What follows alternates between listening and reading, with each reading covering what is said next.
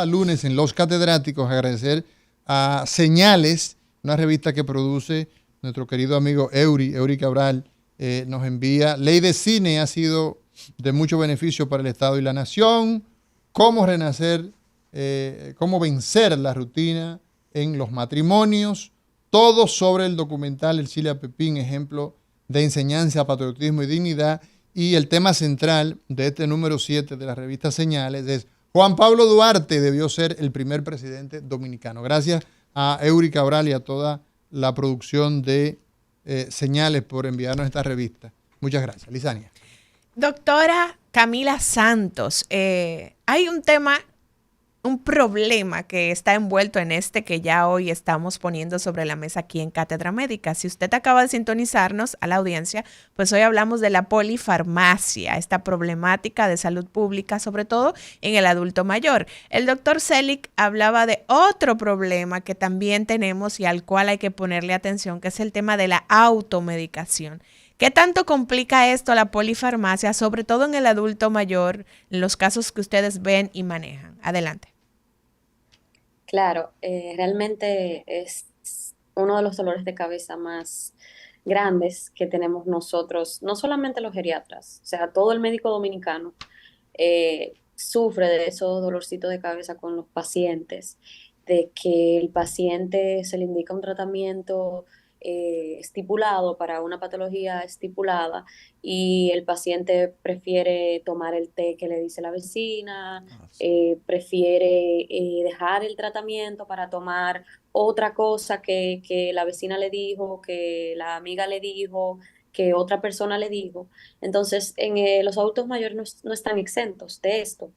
Vemos que pacientes con patologías y con quejas que deberían del paciente ir a consulta, el paciente revisarse e ir al profesional que va a dar el tratamiento adecuado. El paciente muchas veces lo que prefiere es beber lo que le dijo la hija, lo que le dijo la sobrina, lo que le dijo la nieta, porque ya alguien en algún momento en la familia tuvo algo parecido, entonces, bueno, papá, a mí me dieron esto porque yo tuve una alergia o porque tuve lo que sea, vamos a darle a papá lo mismo porque es el mismo cuadro, ¿por qué no le voy a dar lo mismo?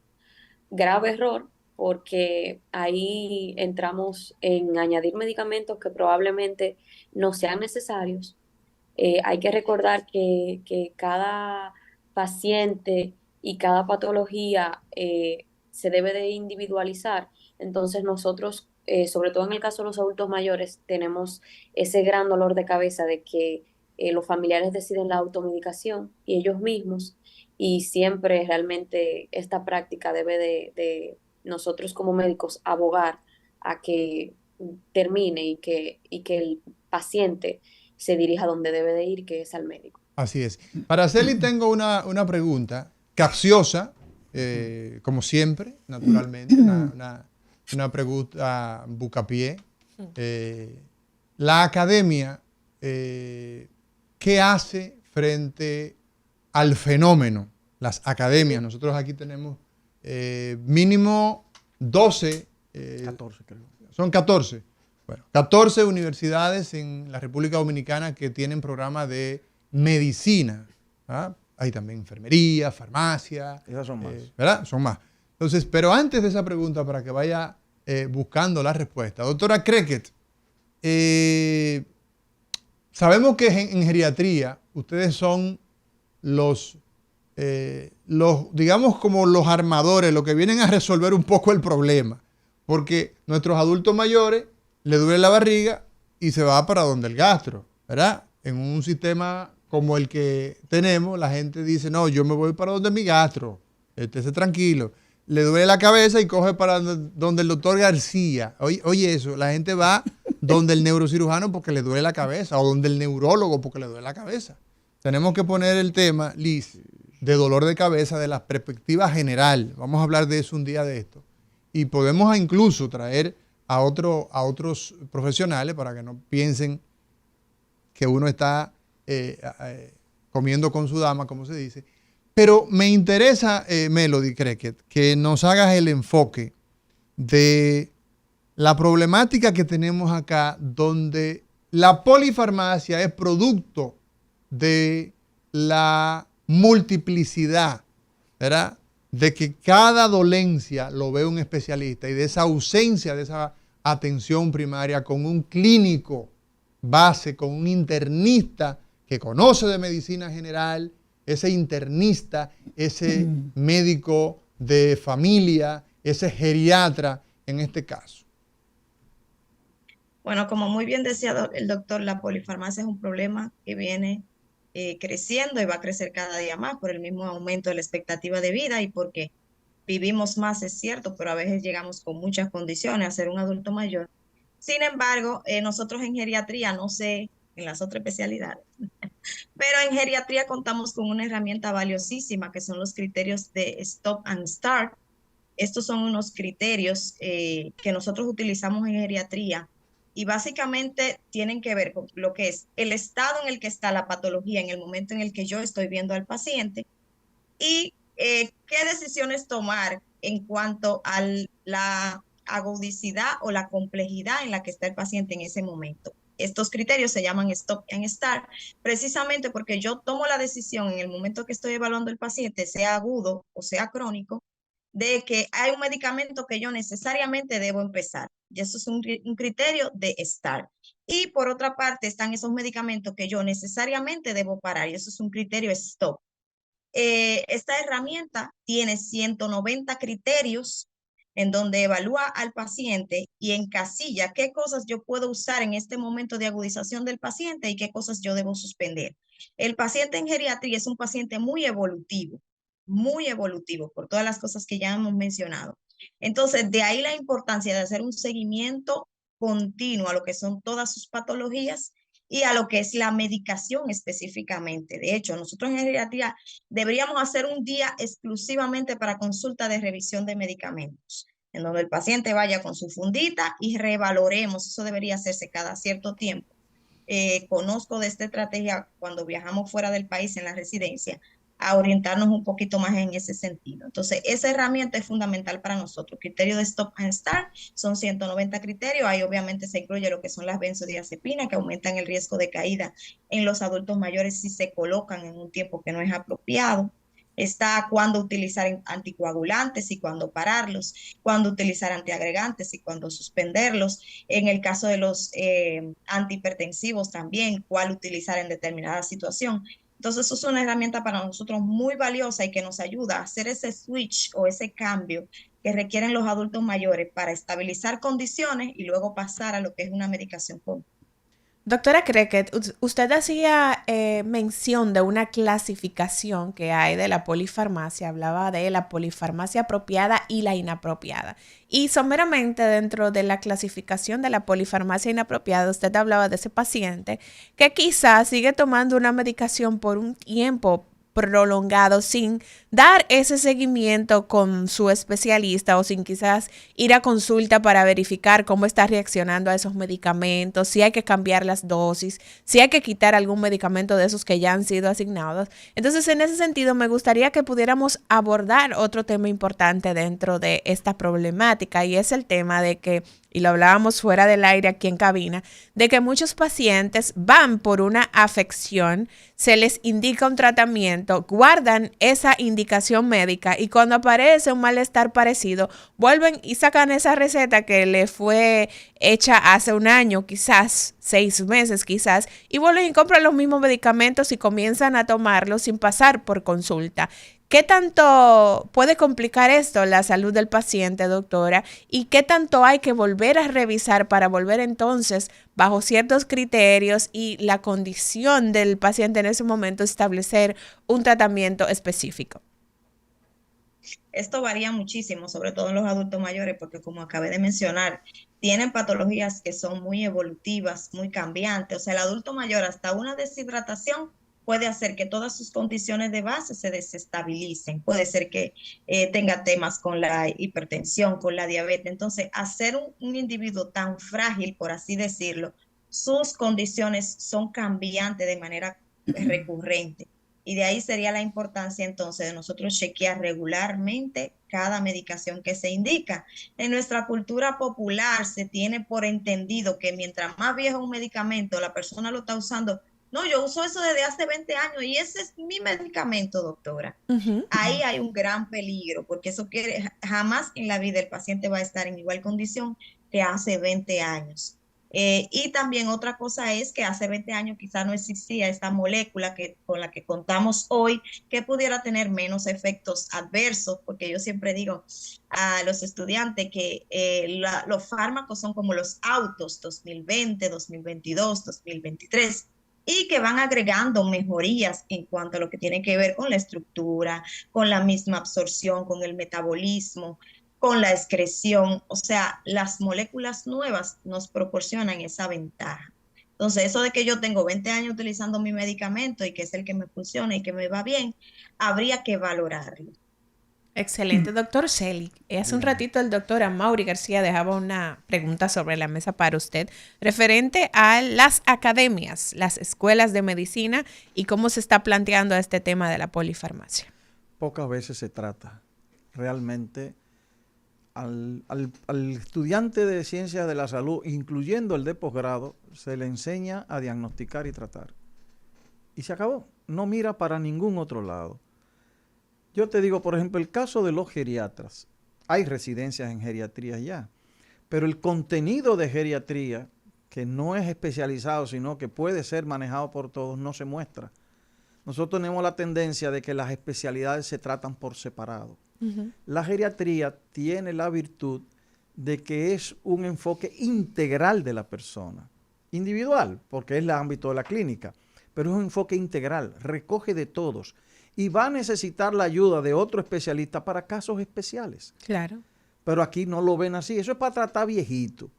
Entonces, lo vemos casi siempre al geriatra sentado en su consultorio esperando a la demanda del paciente o la demanda programada también. Sin embargo, es imposible yo tener geriatras a todos los niveles, en todos los lugares. El geriatra es una especialidad, pero una especialidad compleja. Sí. O sea, primero hay que hacer una especialidad y luego hacer especialidad en geriatría o por lo menos una introducción en otra especialidad. Entonces, es una especialidad compleja que debería estar al acceso de las personas, pero también debe ayudarse del médico de familia, del trabajador social. En lugar de yo citarlo para revisar medicamentos, que lo debo hacer, debo agregar también si el trabajador social no visita el hogar e investiga si realmente se están utilizando los medicamentos y cómo le está yendo y qué opinión tienen. Quiero agregar algo sobre la automedicación, que a veces no solamente es que agregan medicamentos, sino es que restan. Ay, ese no te lo tome, ese se lo puso a fulana y se mareó y se cayó. Sí. Y también te lo restan, o sea que hay que tomar. Es cierto. ¿Cuál es el fallo? Que nosotros primero no enseñamos en las universidades nada que cómo promover el autocuidado, ni siquiera en salud pública. En las especialidades de salud pública eso no se enseña, no se ve como una intervención del sistema de atención. El autocuidado, que puede empezar hasta en las escuelas. El autocuidado no es la automedicación, es la accionar responsable sobre la salud. Claro. Entonces imagínense, eso puede llevar también al adulto mayor, que mira, tú tienes que cuidarte en esto, en esto, en esto. Entonces, eso no se enseña en ningún sitio y no lo lleva en ningún lado. El otro problema es la gestión clínica. Ya yo diagnostiqué a ese paciente y le dije que viniera en 3 meses o al mes que viene. Y no hay una evaluación de que tus pacientes que tú has visto con ese tratamiento, ¿cómo le ha ido? No lo tenemos, pero eso no se enseña en la universidad. La gestión clínica es algo ausente en todos nuestros programas de estudios, incluyendo los programas de salud pública. Entonces, desde ahí ya tenemos Ahí el hay inicio mucho camino para correr. Claro, claro que sí. Y ahora que toca el doctor Selig, Ana Isabel, el tema de la automedicación. A mí me gustaría conocer el enfoque que usted tiene como farmacéutica referente a qué hacer desde ahí para poder controlar la venta de ciertos medicamentos sin prescripción médica. Porque, por ejemplo, con el tema de los antibióticos, tenemos ya un problema de salud pública importante con la resistencia antimicrobiana, justamente por el uso indiscriminado de este tipo de fármacos. Entonces, vamos agravando ciertas situaciones justamente por no tener un control adecuado de el expendio de ciertos fármacos. Sí, recuerda que a nivel de lo que es la venta de medicamentos, están los medicamentos de venta libre, que son los OTC, donde las personas, no solamente los mayores, todo, la comunidad en general, tiene acceso ahí a la farmacia y adquirir este tipo de medicamentos que se venden sin prescripción médica. Y aún estando los antibióticos, que ya se han hecho muchas campañas en cuanto a la resistencia que se están presentando, se lo busca, la persona lo busca hasta para un dolor de cabeza, quiere que le den una ampicilina. Eso es una política de salud que es muy difícil de erradicar, sobre todo en nuestro medio. La polifarmacia también, junto con lo que es la automedicación, es un problema grave, señores. Porque, por ejemplo, tenemos no solamente lo que es los medicamentos, están las hierbas aromáticas, están los suplementos, las vitaminas, que todo eso el adulto mayor lo adquiere de una forma u otra, ¿verdad? Lo adquiere. Y también está lo que es la parte rural, que hay que tomar en cuenta eso. La accesibilidad que tiene el adulto mayor para adquirir los medicamentos.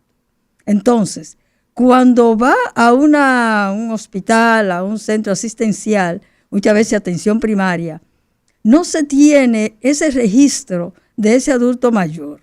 Entonces, cuando va a buscar su medicamento, siempre muchas veces va acompañado, pero no hay una educación ni para el adulto mayor, ni tampoco para el acompañante, el cuidador, que es otro aspecto que hay que tomar en cuenta. Entonces, cuando nosotros hablamos en la parte académica, hay que educar. Hay que saber educar en cuanto a la polifarmacia, de cómo tomar el medicamento, qué hacer en caso de que una dosis se le olvide a un adulto mayor, de que no vuelva, me acordé a la hora, déjamelo tomar, pero la otra le toca dentro de 6 horas y hay una duplicidad de dosis. Exacto.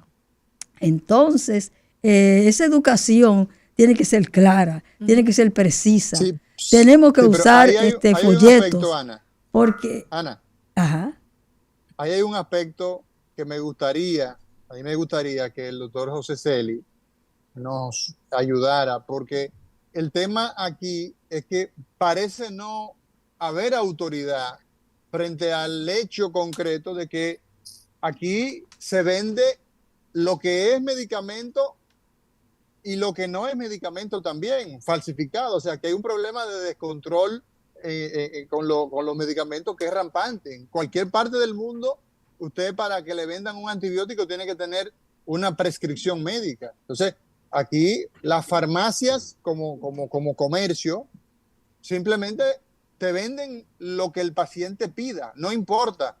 Solamente las restricciones están aquí con los medicamentos controlados por la Dirección Nacional de Control de Drogas. Y cuidado. Celi. Sí, lo que dice la jefa es real. Es un problema grave que nosotros no estamos atendiendo. El problema fundamental comienza que nosotros decimos que la salud es un derecho, pero la academia forma para el mercado. Y no hay manera de control. Ni siquiera hay, vamos a suponer que yo digo que van a seguir siendo venta libre, pero ni siquiera hay un registro para saber quién compró y quién no compró. Te pongo el ejemplo de la farmacia del pueblo. ¿A quién le venden medicamentos? Nadie sabe, pero se supone que son medicamentos subsidiados para llegar a la población de menos recursos, se supone.